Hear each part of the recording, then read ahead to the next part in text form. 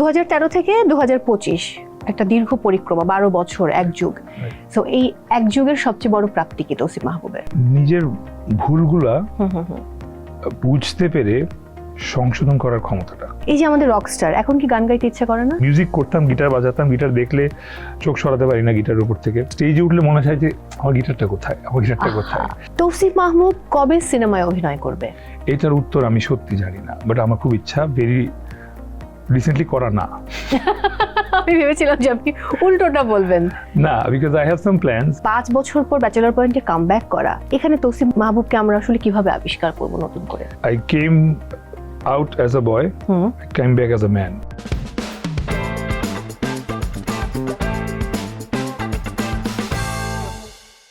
প্রিয় দর্শক, সবাইকে ওয়েলকাম করছি ICCL প্রেজেন্স টিবিএস স্পটলাইটে। সঙ্গে আছি মৌ, এবং খুব গরম গরম খবর নিয়ে আজকে চলে এসেছি। যেহেতু আজই আপনারা সবাই জেনে গেছেন, সবার মনের মধ্যে একটা প্রশ্ন ছিল যে ব্যাচেলর পয়েন্টে তৌসিফ কেন নেই, তৌসিফ মাহবুব কোথায় গেলেন, কি হলো, কোনো ঝামেলা কি হয়েছিল অমির সঙ্গে, আরো অনেক প্রশ্ন আমাদের দর্শকদের মনে ছিল, এবং তাকে বিভিন্ন ইন্টারভিউতে গিয়ে অনেক প্রশ্নের মুখোমুখি হতে হতো, এমনকি আমি নিজেও এই প্রশ্ন করেছি। তবে আজকে তো আপনারা সবাই জেনে গেছেন, তাই আমরা ভাবলাম টিবিএস পরিবার আজকে গরম গরম তৌসিফ মাহবুবকে আমরা ইনভাইট করি এবং তার কাছ থেকে পুরো ডিটেল গল্প জানি। এবং তাকে তো কংগ্রাচুলেট করতেই হবে, কারণ ব্যাচেলর পয়েন্টে আবার তিনি ফিরে এসেছেন এবং খুব তাড়াতাড়ি আমরা তাকে দেখতে পাচ্ছি, এবং শুটিং কিন্তু হয়ে গেছে দর্শক। বাই দ্য ওয়ে, আমার সঙ্গে যিনি রয়েছেন তিনি অল টাইম দৌড়ের উপর থাকেন এবং হতে চাইতেন রকস্টার, তবে হয়েছেন অভিনয় শিল্পী। আমার তো মনে হয় তিনি আমাদের অভিনয় রকস্টার, কারণ তার যখন তার উপস্থিতি আমাদেরকে জানান দেন, তিনি একটা আলাদা অরা কাজ করে। যদিও এটা মেয়েদের বেলায় আমরা খুব ব্যবহার করি, বাট আমার কাছে মনে হয় যে একটা ম্যানলি ব্যাপার তার মধ্যে রয়েছে। পেয়েছেন শ্রেষ্ঠ অভিনেতা হিসেবে মেরিল প্রথম আলো পুরস্কার। এখনো আরো অনেক দৌড় বাকি তার জীবনে, এবং খোয়াবনামায় কি কি তালিকা তিনি তৈরি করেছেন সেটা আমরা জানি না, আজকে জানবো। আমাদের সঙ্গে রয়েছেন আমাদের ভালোবাসার অভিনয় শিল্পী model Tousif Mahbub. Hello, congratulations. Thank you. কেমন আছেন? এত সুন্দর, এত চমৎকার এবং এত দীর্ঘ একটা ইন্ট্রোর জন্য অনেক অনেক ধন্যবাদ। অনেক ভালোবাসা, but I am so happy, কারণ ফাইনালি আপনি আবার চলে এসেছেন ব্যাচেলর পয়েন্ট, এবং এটা নিয়ে আমি এর আগে প্রশ্ন করে তেমন কোনো সঠিক উত্তর পাইনি। প্রথমত দুঃখিত, এই নিউজটার পর ফার্স্ট টাইম আমি পাবলিকলি ভাবে ইন্টারভিউতে আসলাম। সো বলা উচিত আসলে দর্শকদের, কিছু মানুষদের এবং অনেক জার্নালিস্ট ভাইদের এবং তোমাকেও, যে এতদিন আমি ডিনাই করে গিয়েছি, যে কদিন আগেও অনেক প্রশ্ন করেছিল যে ব্যাচেলর পয়েন্টে আর পাবো আপনাকে, and I had to say no. But আসলে গত 1 বছর ধরে এই ডিসিশনটা নেওয়া হয়েছে যে I will be back in bachelor point. But shooting হচ্ছিল না, বা কিভাবে আসবো, ইম্প্যাক্টটা কিরকম হবে, সবকিছু মিলে টাইমিংটা সেট করতে করতে একটু সময় লেগে গেল। তো এই সিজন 5 এর এপিসোড 32 থেকে আমাকে দেখা যাবে। আচ্ছা, শুটিং কতদিন হয়েছে? অলরেডি 3-4 দিন করে ফেলেছি। 3-4 দিন, তার মানে তো আরো এখনো বাকি আছে। এখন তো মাত্র শুরু হলো আবার নতুন করে। ও আচ্ছা, দ্যাটস গুড। সো কেমন জানি একটা মনে হচ্ছে না যে লাইক ন্যাশনাল টিমে প্লেয়ার ফিল্ডে যেরকম একটা একটা আমেজ তৈরি হয়, আলাদা হাইপ ওঠে। হ্যাঁ, সো ফিলিং লাইক দ্যাট। মানে ইউজুয়ালি তো এরকম হয় না, বা আমাদের দেশে তো ভাবে সিজন কন্টিনিউ হয় না। তো bachelor point is actually a very popular series, যেটা গত 8 বছর ধরে চলছে। প্রথম 3 বছর আমি ছিলাম, গত 5 বছর আমি ছিলাম না, বাট আপনাদের ভালোবাসার টানে চলে আসতে হলো। 5-3-8 এবং লম্বা সময়। তৌসিফ মাহবুব, এই লম্বা সময় তো জীবনে অনেক কিছু ঘটে গেছে, জীবনে যৌথ জীবন যাপন শুরু হয়েছে, আগের সময়টা একরকম ছিল, বাট এই যে আবার 5 বছর পর ব্যাচেলর পয়েন্টে কামব্যাক করা, এখানে তৌসিফ মাহবুবকে আমরা আসলে কিভাবে আবিষ্কার করব নতুন করে?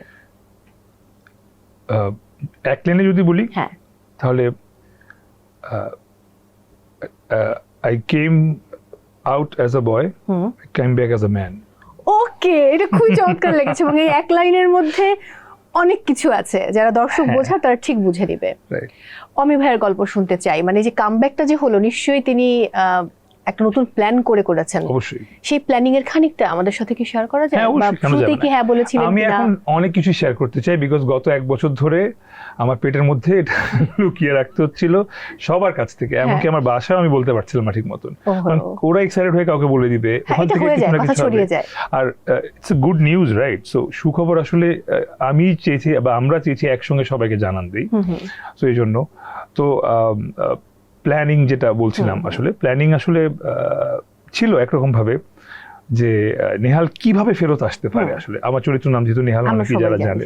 ওকে, সো নেহাল তো বিদেশ চলে গেছিল, ও আসলে 5 বছর পর বিদেশ থেকে ফিরছে, এখন সবার অবস্থান এক একটা জায়গায় চলে গেছে। নেহালের অবস্থান আসলে কি, নেহাল কেন, কারণ একটা মিম আছে নেহালের নামে যে the only student from America যে বাংলাদেশে পড়তে আসে। That is only possible in the Bachelor universe. So এই Bachelor universe it is possible again যে নেহাল আবার কোন এক কারণে বাংলাদেশে ফেরত আসে। কারণটা দেখতে হলে আসলে এপিসোড দেখতে হবে, but there is a very very impactful reason. অনেক সুন্দর না, এবং সবচেয়ে বড় ব্যাপার নেহালকে 5 বছর পর দর্শক নতুন করে পাবে, এবং তার মধ্যে যে একটা পরিবর্তন, এই গল্পের প্রয়োজনে পরিবর্তন, তার ব্যক্তি জীবনেও পরিবর্তন হয়েছে, লুকেরও কিন্তু একটা আমার কাছে মনে হয় যে একটা বিস্তর পার্থক্য রয়েছে। সেই জায়গা থেকে দর্শক খুব পছন্দ করবে। আরেকটু জানতে চাইবো, এই সিজনে আমরা আর কাকে কাকে পাচ্ছি? আমাকে দিয়ে হবে না, শুধু আমাকে দিয়ে না, সেটা তো হবে, নেহালকে আমরা খুব ভালোবাসি, বাট বাকি আর কারা কারা? সত্যি কথা, আর এখন পর্যন্ত আরো কারোর সঙ্গে ভাবে কথা হয়নি। আচ্ছা, তার মানে এটা বলা যাচ্ছে বাট না, অ্যাকচুয়ালি আমাদের বলা যাচ্ছে না বলতে কি, আমরা চাই one by one bachelor family হয়তো ব্যাক করতে পারে সবাই একসঙ্গে, অথবা নিউ মেম্বার্স অ্যাড হতে পারে। নিউ মেম্বার্স অ্যাড হবে for sure, it's in the planning process. We want a lot of people, অনেক বড় বড় অ্যাক্টরদের আমরা অ্যাপ্রোচ করেছি। সো আসলে দেখা যাবে যে প্রতি মাসে একটা 8 এপিসোড করে বেরোচ্ছে তো পর্ব, তো প্রতি মাসে একটা না একটা ধামাকা থাকবে। হ্যাঁ, সো আপাতত এই 2 মাস ধামাকা আমাকে দিয়ে হোক বা নেহালকে দিয়ে হোক। ওকে, এই যে আমাদের রকস্টার, এখন কি গান গাইতে ইচ্ছা করে না? গান গাইতো, গেতাম না কখনই, আসলে মিউজিক করতাম, গিটার বাজাতাম, গিটার দেখলে চোখ সরাতে পারি না গিটারের উপর থেকে। সো সেই লোভ, সেই ইচ্ছা স্টেজে ওঠার, স্টেজে যেহেতু উঠার ইচ্ছা, আকাঙ্ক্ষা আসলে সেটা এখন মানুষের সঙ্গে কথা বলে বলে স্টেজে করি যে জিপিএফ কয়েকদিন আমি আগে দেখলাম, আমি খুব মিস করেছি বিকজ আমার যাওয়ার কথা ছিল। Yes, I know you are supposed to be there. So এই জন্যই বললাম যে স্টেজে উঠলে মনে হয় যে আমার গিটারটা কোথায়। আজকে একটা গিটার দিলে কি এই মুহূর্তে আমি একটু মিউজিক শুনতে পারবো? আজকে থাক, নেক্সট দিন আমরা প্ল্যান করে আমরা কিছুটা করব। নো প্রবলেম, তাহলে আমি প্রেসার দেব না। বাট আমি এবার অন্য গল্পে যেতে চাই। যদিও আমি দেখছিলাম behind the fame with RRK, সেখানে আসলে এত গল্প, 2 ঘন্টার গল্পে সব তথ্য চলে এসছে। আমি আজকে ইন্টারভিউ নেওয়ার আগে ভাবছি আমি তাহলে কি ইন্টারভিউ করব। ওই গল্প দেখে অনেক গল্প তৈরি হয়েছে, সেই গল্প দিতে পারি। হ্যাঁ, সেই গল্পে আমরা যেতে পারি। যেমন গত পরশুই তো, গতকালকে তো ওটিটি আওয়ার্স ছিল, সরি গতকাল না গত পরশু ছিল, রাইট। সো ওখানে পরিমণির সঙ্গে অনেকদিন পর দেখা, কি আপনার সাথে আমার কথা আছে, একটু দাঁড়ান। সো উনি ব্যস্ত ছিল কোনো একটা কাজে, উনি ফ্রি হয়ে পরে এসে বললেন যে আপনার RRK ইন্টারভিউ দেখলাম। আরে আপনি তো আমি তো আপনি মানে আরে আপনি তো আমার মতন, মানে একদম সব বলে দিয়েছে, কোনো কিছু মনের মধ্যে রাখেন নাই। আরে আমি কিন্তু এটাও বলে দিব, না ওখানে কিচ্ছু বাকি নেই। আমরা যেটুকু জানতামও না, মাসিয়াতের প্রসঙ্গ এসছে, মাসিয়াত আপু কিভাবে আপনি গেলেন, শুরুটা কিভাবে হলো, মানে সবকিছু অন্যরকম। হ্যাঁ, আমি তো সব শো দেখি, এবং ওই শো তো বাদ দেওয়ার কোনো কারণে। তবে একটা ব্যাপার, ইউ আর সো লাকি। আমি যেমন সিয়াম ভাইয়ের কথা যদি বলি, সে অসংখ্য অডিশন দিয়েছে, তার কাছ থেকে শোনা গল্প। But you are so lucky যে আপনি প্রথম অডিশনে গিয়েই আপনি, এবং অডিশন দিতে আপনি জাননি, আপনি গেছেন ফ্রেন্ডের সাথে, এন্ড আপনি বাজিমাত করে ফেললেন। 2013 থেকে 2025 একটা দীর্ঘ পরিক্রমা, 12 বছর, এক যুগ। সো এই এক যুগের সবচেয়ে বড় প্রাপ্তি কি তৌসিফ মাহবুবের? নিজের ভুলগুলা বুঝতে পেরে সংশোধন করার ক্ষমতাটা। আচ্ছা, আর সবচেয়ে ব্যর্থতা বা ভুলগুলো করা? ওকে, মানুষ মাত্রই ভুল, এবং হয় না যে আমরা আসলে এক একজন একইভাবে বেড়ে উঠি, পরিবারের কাছ থেকে একটা শিক্ষা পাই, স্কুলের কাছ থেকে, ফ্রেন্ডদের কাছ থেকে, অফিসের থেকে। সো এক একজনের গ্রোথ তো এক এক রকম হয়, সো একজনের ভুল এক এক রকম হয়। সো আমার ভুলগুলো যদিও ছোট ছোট, কিন্তু আমার কাছে ওগুলো অনেক বড় ছিল। কিছু কিছু ক্ষেত্রে লাইক টাইমিং ইস্যুস, কোথাও গেলে দেরিতে পৌঁছানো, এটা মানুষ ভাবতো যে হয়তো আমি স্টার বা এই জন্য দেরিতে যাচ্ছি, কিন্তু আসলে আমি আলসে, ঘুম থেকে উঠতে পারতেন না। কিন্তু আমি শুনেছি আপনি ভোরে ঘুম থেকে ওঠেন। সো এখন everything has change, the whole game change. And হ্যাঁ, ঘুম থেকে আসলে আমরা একসময় শুধু ঘুমাতাম, দিনে 12 ঘন্টা না ঘুমালে হতো না, 24 ঘন্টা অর্ধেক ঘুমাতে হবে, এরকম একটা পিরিয়ড ছিল। সো এখন যেখানে আসলে আল্লাহ তাআলা সব ঘুম নিয়ে গেছে, মনে হয় এখন 4 ঘন্টার বেশি ঘুমাতে পারি না, মাঝে মাঝে অসুস্থ হয়ে পড়ি ঘুমের অভাবে। সো এই তো, বাট আলহামদুলিল্লাহ আই এম ডুইং, মাশাআল্লাহ, মানে আপনাদের অনেক দোয়ায় এবং আল্লাহর ইচ্ছায় আমি আসলে খুব ভালো করতে পারছি। এবং একটা একটা মার্ক থাকে না একটা অ্যাক্টরের, যে ও আসলে ডিফারেন্ট কিছু করে, এটাই চাচ্ছিলাম সবসময়, এবং এটা সামহ আস্তে আস্তে আস্তে করে কেমন যেন মনে হচ্ছে ধরতে পারছি। ওকে, আমি যদি একটু নেগেটিভ একটা প্রশ্ন করতে চাই, আমি আন্তরিকভাবে please. ক্ষমা চেয়ে নিচ্ছি। অনেকে আগে জানতে চাইতো যে অমি ভাইয়ের সাথে কোনো প্রবলেম হয়েছিল কিনা, আসলে কি কোনো প্রবলেম এটা হয়েছিল? এটা একদম নেগেটিভ প্রশ্ন, এটা জানতে চাও সম্পূর্ণ অধিকার আছে। অমি, কাজল আরিফিন অমি, উনি ব্যাচেলার পয়েন্টের ডিরেক্টর অনেক পরে আমার কাছে, তার আগে উনি আমার ভাই। আমরা দুজন মোটামুটি সেম এজ। উনি ইনফ্যাক্ট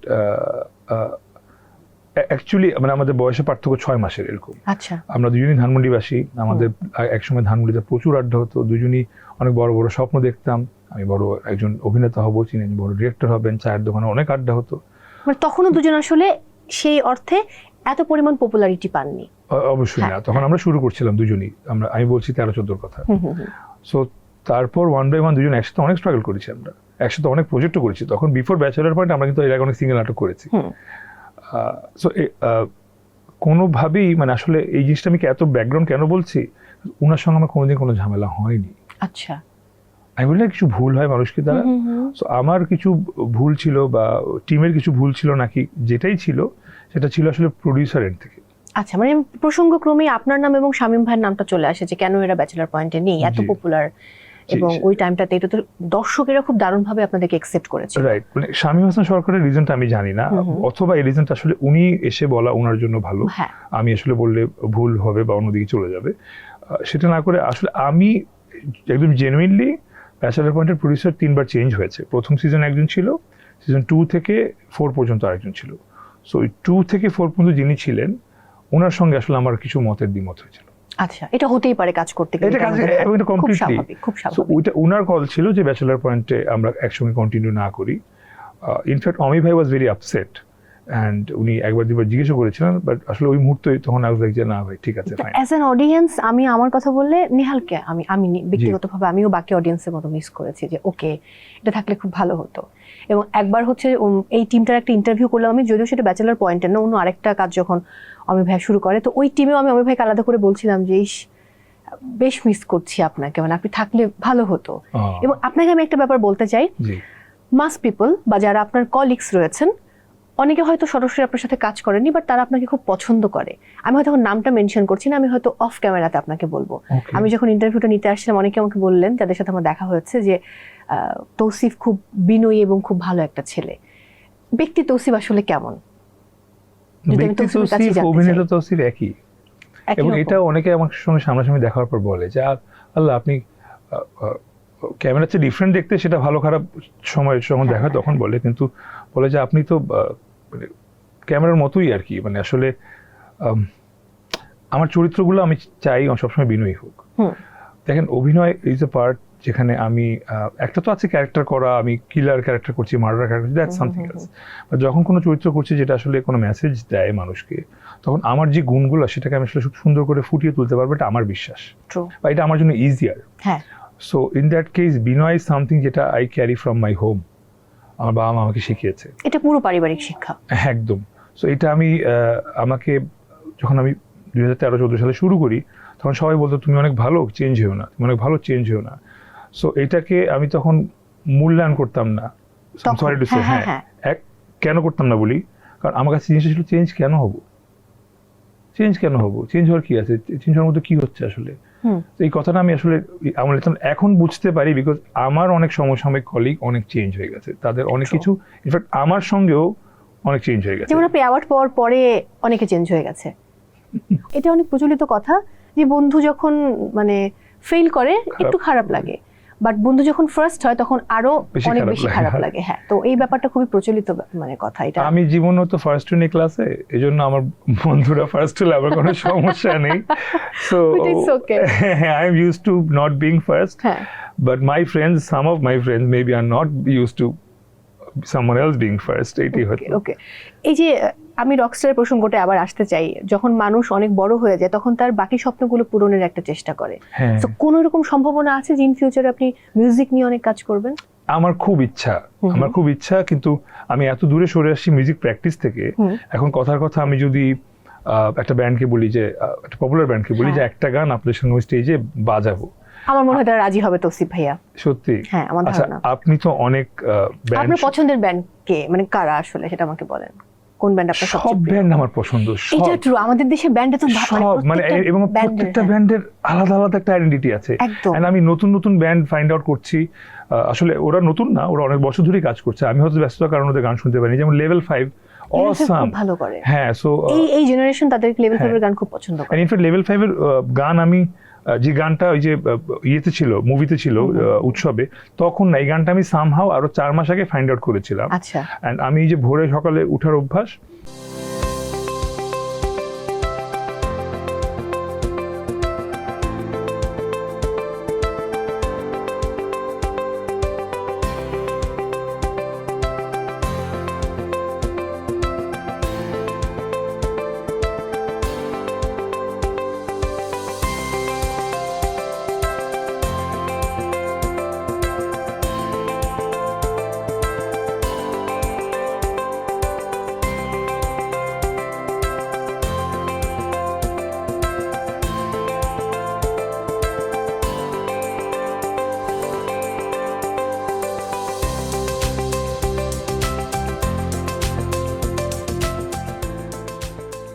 সকালে উঠে আমি ফজরের নামাজ পড়ার পর আমি যখন জগিং এ যাই, তখন আমার ফার্স্ট একটা সং থাকে, মর্নিং সং বলে এটাকে, সবারই থাকে একদম। সো এই তুমি গানটা আমার মর্নিং সং ছিল প্রায় 1-1.5 মাস। ওয়াও।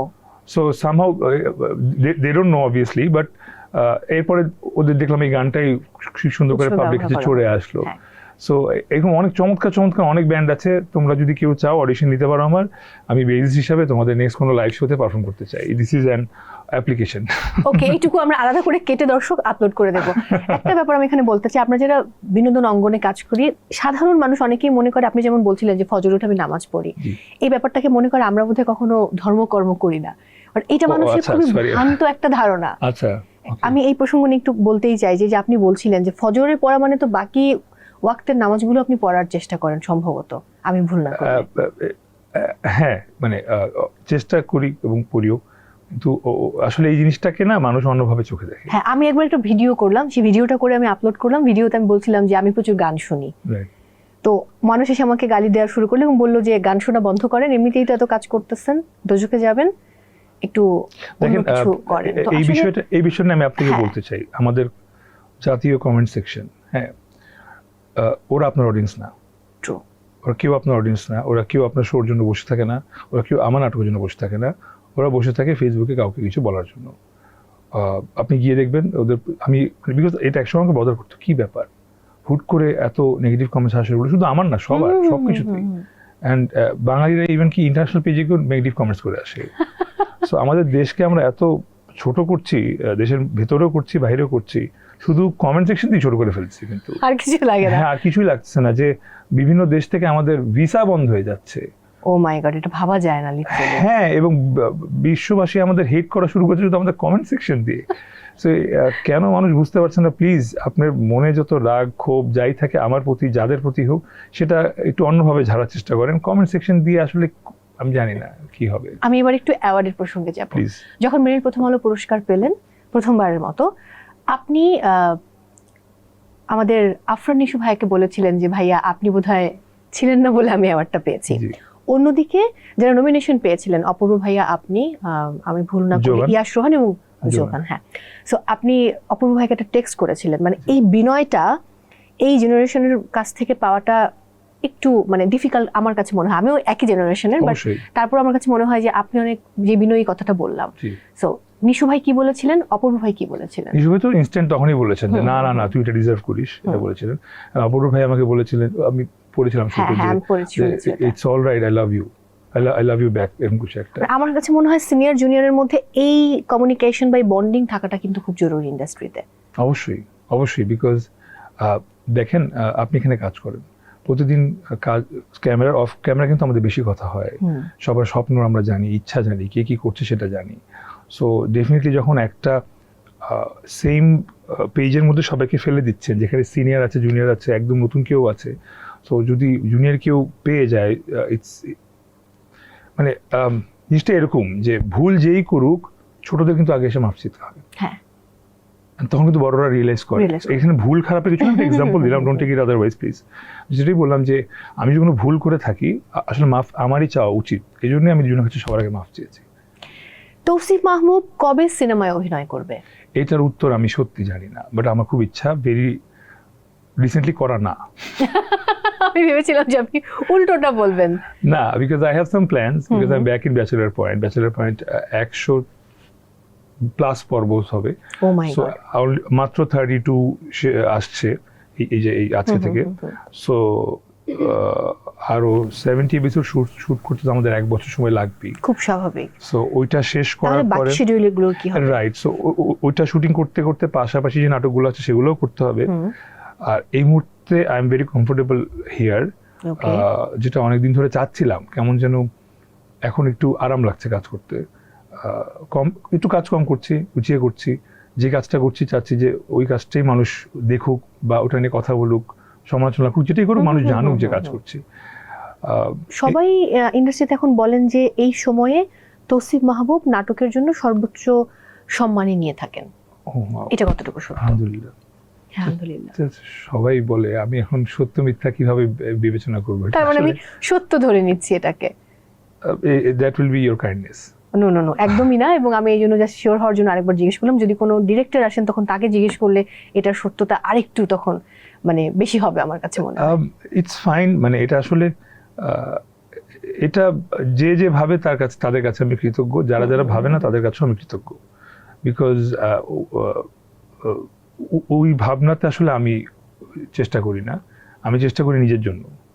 সো এবার একটু প্রেম প্রসঙ্গে যাব। প্রেম, হ্যাঁ, আমার সঙ্গে প্রেম প্রসঙ্গ আপনার চ্যাপ্টারটা হিউমার খুব boring একটা যাবে। পাওয়া যায় না, বোরিং যাবে না আই থিংক। মানে প্রেমে ছাকা শব্দটা না বলে প্রেমে ব্যর্থ শব্দটা শুনতে আরেকটু শ্রুতি মধুর লাগে।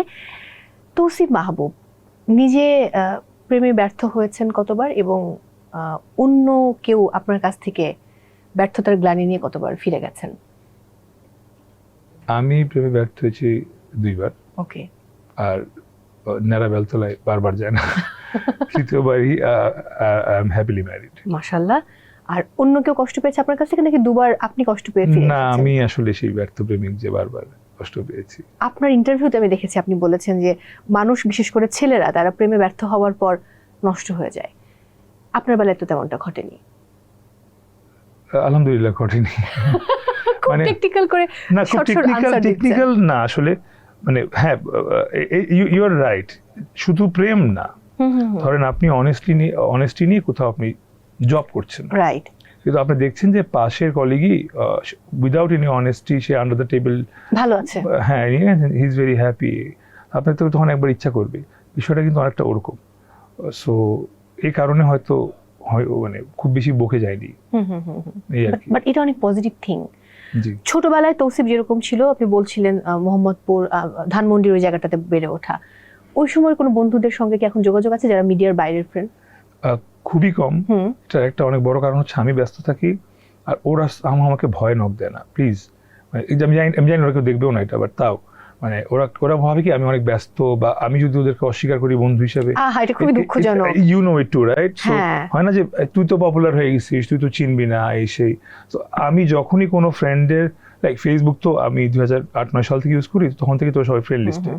সো যখনই ওদের কোনো ইভেন্ট দেখি, কেউ কারো সন্তান হচ্ছে, কেউ বিয়ে করছে, কারো বার্থডে, কোনো কিছু আমার সামনে পড়েছে, আর আমি ফ্রি আছি, মানে ফ্রি বলতে 1 সেকেন্ডের জন্য ফ্রি আছি, আমি ওটা লাভ বা লাইক রিয়েক্ট দিব না, এটা হতেই পারে না। আর কমেন্টস বা টেক্সট করবো না, এটা হতেই পারে না। So I try to reconnect always, but সবসময় আসলে হয় না। দুঃখজনক। এবার খোয়াব নামার গল্পে যাব। কি ভয়ঙ্কর, মানে সত্যিকারের সাপ নিয়ে কবরে শুয়ে থাকা। আমার কাছে এখানে আমি দুটো জিনিস মার্ক করেছি। একটা হচ্ছে সাপ তো ভয়ঙ্কর জিনিস, তার উপর কবরে মানুষকে, জ্যান্ত মানুষকে এমনি শুয়ে দিলেই তার মানে ভয়ানক অবস্থা হয়ে যাবার কথা। আপনার কি অবস্থা হয়েছিল? আমার অবস্থা, আমি প্রথমত বিশ্বাস করিনি যেটা সত্যি করবে বিকি। ও মাই বাট গড। ও আসলে 3 দিন ধরেই বলছিল ভাই সাপ কিন্তু আনতেছি, সাপ কিন্তু আনতেছি। আমি বললাম হ্যাঁ আপনি আনেন, দেখবো। ও মাই গড। সো প্রথম শুটিং এর 5ম দিন এটা ঘটে, শুটিং এর। সো 5ম দিন সকালবেলা 11টা-12টার দিকে, সরি টাইমটা খেয়াল নেই, কোনো টাইমে এসে আমাকে দিনের বেলা এসে একজন বলতেছে যে ভাই আপনার মাপ নিতে হবে। কাপড় কাটবি নাকি, মাপ নিবি কেন? বলছে না কবরের করবো তো, কবর কাটবো, এই জন্য মাপ নিবো। ও মাই গড। ওকে। সো তখন থেকে একটা ফার্স্ট হ্যাঁ। একটা ভয় কাজ শুরু করে, যেটা দুপুরের দিকে। আমরা শটটা দিই মাঝরাতে, রাত 3টার দিকে। ওই পর্যন্ত পুরো টাইম মানে থাকে না বুকের মধ্যে একটা খুব স্বাভাবিক। একটা কোনোভাবে যদি শুটিংটা না করা যায়, কোনোভাবে যদি আজকে শুটিং না আসে, সে বলে যে সাপটা কালকে করবে বা হ্যাঁ। আরেকদিন করবে বা 1 মাস পরে করবে। বাট সামহাও সেটা হলো না, ওই পর্যায় পর্যন্ত আসলো। আমি সাপ ভয়ানক ভয় পাই, সাপ আর আমি সাপ আর বিচ্ছু খুব ভয় পাই। এনি সর্ট অফ ইনসেক্টস আমি ভয় পাই। Oh my God. আমি কোনো কারণে যদি একটা তেলাপোকা দেখি লাইফ ফেলে দৌড় দিব। আসলে হ্যাঁ হ্যাঁ, তাহলে আমি তেলাপোকা এনে আপনাকে ভয় দেখাতাম। তেলাপোকা আমি ভয় পাই না, তেলাপোকা টিকটিকি দেখে ভয় পাই না, আমি ধরতে পারি আই হাত এম দিয়ে। সো সরি আপনাকে ইনফরমেশনটা দিয়েছি, প্লিজ এটা ভুলে যাবেন এখনই। আমি যে কোনো রকম ইনসেক্টস দেখলে আমি ভয় পাই হ্যাঁ। এবং আমি ছটফট করা শুরু করি, সেটা যেখানেই থাকি না কেন। আমার একটা শুটিং ছিল একবার, যেখানে আমি থাকি হচ্ছে একজন সায়েন্সের স্টুডেন্ট, এবং তেলাপোকা নিয়ে আমি কাটতে হবে। হ্যাঁ মানে এরকম অ্যাক্টিং করে যে তেলাপোকা, লাইভ তেলাপোকা নিয়ে। হুম। ওইটার বিটিএস দেখা উচিত মানুষের। দৌড় দিয়েছিলেন? তোর কি আমি মানে কান্নাকাটি করছিলাম যে আমি ধরবো না, please please please please please, আমি ভুল করছি নাটকে এসে, আমাকে মাফ করে দাও, এত ভয় পাই। আর সেখানে এটা ছিল সাপ সাপ। কিভাবে সম্ভব তাহলে? সো চক্ষু লজ্জায় নিজের ভয় চেপে মান সম্মান। কাপড় নিয়ে নিজেকে পেয়েছি, শুয়ে পড়লাম। আর শুয়ার পর থেকে আসলে আমি জানি এটা করতেই হবে। যে ফিলিংটা সাপ শরীরের উপর দিয়ে যাওয়া, সবকিছু কেন যেন আল্লাহ তাআলা তখন সহজ করে দিয়েছিল, বিকজ আমি একরকম ভাবে যে কোনো দুর্ঘটনা ঘটতে পারতো। কয়টা সাপ ছিল টোটাল? 6টা। সো ওরা বলে বিষধর না, কিন্তু ওরা নিজেরাও জানে না যে সাপের বিষ আবার কবে জন্মায়, আবার কবে করতে হবে। বিকজ ওই যে বেদেনি, ওনার তো 6টা সাপ নিজের ছিলেন না, একটা বেদেনি 1-2টা সাপ থাকে। আচ্ছা। সে আউটসোর্স করে ও মাই গড, সাপও এখন আউটসোর্স করা হয়? আরো 4টা সাপ আউটসোর্স করে এনেছিল, এবং সেই সাপগুলো তার সঙ্গে পরিচিত ছিল না। ও মাই গড। বিকালবেলা তাকে ছবল দিয়েছিল একবার আমার চোখের সামনে। সো আপনাকে কি মানে না না ট্রাই না করেছে? না, ছবল দেওয়া ট্রাই করিনি। অ্যাকচুয়ালি একটা সিক্রেট এখন বলি, সাপগুলোর মুখে আমরা বোথ সাইড টেপ দিয়েছিলাম, বিকজ আসলে ওদের তো ছবল দেওয়ার কোনো শট নেই, ওরা শুধু আমাকে আশপাশ দিয়ে ঘুরবে, ওটাই shot. So both side tape দেওয়া হয়েছিল যাতে কোনো রিস্ক না থাকে, কিন্তু সেই টেপ দেওয়ার পর শটে আসার পর্যন্ত মধ্যে তারা অলরেডি খুলে ফেলেছে। টেপ তো আসলে মানে ভেজা জিনিসের উপর ভেজা, থাকবে হ্যাঁ, না। এবং ও তো বারবার ওর জিভ বের করতে থাকে। হ্যাঁ হ্যাঁ, তো একটা Oh টেপও no, ছিল না, কিন্তু আমার আমি রীতিমতো জানতাম টেপ goosebump ছিল। হচ্ছে। হ্যাঁ, আচ্ছা, আপনাকে বলা হয়নি? আমাকে মানে ওরা যখন দেখতেছি টেপ খুলেছে, এখন তো যদি বলে আমি যদি না দিই, কেউ বলেনি। শর্ট শেষে পর আমাকে বলছে ভাই টেপগুলো কিন্তু ছিল না। আমার মাঝে মধ্যে মনে হয় বিকি ভাইকে এরকম পরিস্থিতির মধ্যে ফেললে কেমন হয়? ফেলবো একদিন আমরা, এটা খুব দরকার, খুব দরকার। মানে সে এক একটা ভয়ানক অবস্থার মধ্যে সবাইকে ফেলে দেয়। হ্যাঁ, কতক্ষণ লাগলো এই শট, মানে এই শুটিংটা করে এই শটটা নিতে? আমি প্রায় 20-25 মিনিট ছিলাম, আর সাপ সহ 10-15 মিনিট। মানে সাপ 10-15 মিনিট, তার আগে আসলে রেডি করতে 20-25 মিনিট।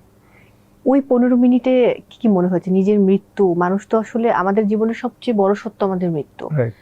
সো আমরা অনেক সময় এটা ভাবি কল্পনায়। জি, ওই সময় আপনি কি ভেবেছেন? আমি তার আগেই ভেবেছি, যখন আমি প্রথম শুই কবরের উপর থেকে যখন উপরে দেখছিলাম, my যেই God. ভিজুয়ালটা আসলে সবাই আসলে শর্ট রেডি করছিল দাঁড়িয়ে, কেউ কাফনের কাপড় বেঁধে দিচ্ছিল, কেউ মাটিটা ঠিকঠাক করছিল। সো ওইটা দেখে মনে হচ্ছিল এটাই তো হবে আমার সঙ্গে যখন আমি মারা যাবো, তাই না?